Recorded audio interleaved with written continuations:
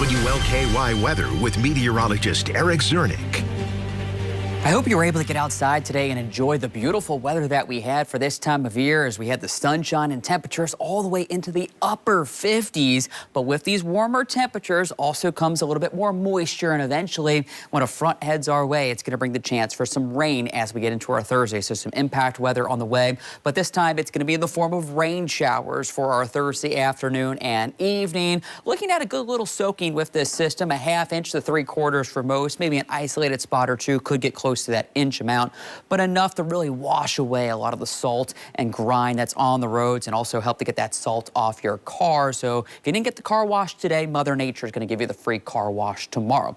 Now, not only are we going to have the rain, we're going to have some very gusty winds in excess of 40 miles per hour. But even outside of the storms, we're going to have those winds throughout most of the day. So let's talk about it. As you wake up tomorrow morning, already going to be a little breezy. Wind gusts 15 to 25 miles per hour, but quickly those winds are going to be ramping up, and by lunchtime we're looking at sustained wind gusts over 40 miles an hour for much of the area. This is even outside some of those rain showers, so this is even before the rain moves in. We're going to be dealing with some very gusty winds across a good portion of the area. Those winds will continue to whip through most of the afternoon until the system moves through around dinner time. So expect several hours with wind gusts near 40 to 45 miles per hour. So that's why we're talking about those holiday decorations. You might want to bring them inside tonight, or make sure those inflatables are deflated, or else they might end up down the neighborhood.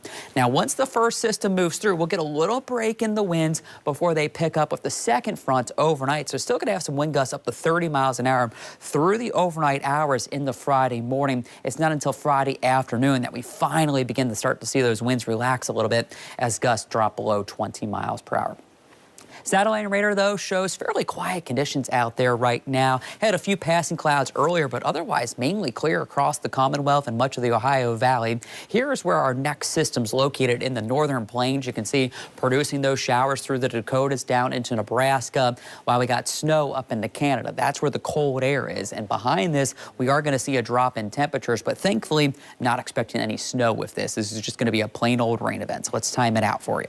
Here we are right now. We got the clear skies, but overnight clouds are going to be building in, and as we wake up tomorrow morning, I think we're mostly cloudy, but it does look like a dry start to our day. So the morning commute, no issues there. By lunchtime, we're starting to get in a few scattered showers across the region. Most of this is going to be fairly light, but again, those winds are going to be whipping already as we head into the early afternoon.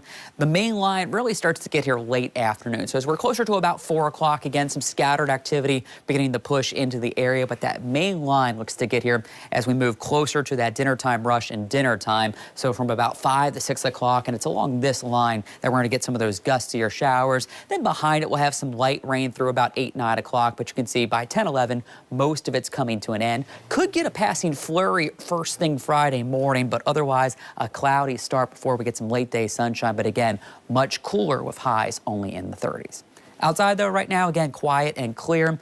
We got temperatures in the mid-40s, wind still relatively light. So through the overnight, clouds are going to be on the increase with temps near steady in those mid-40s.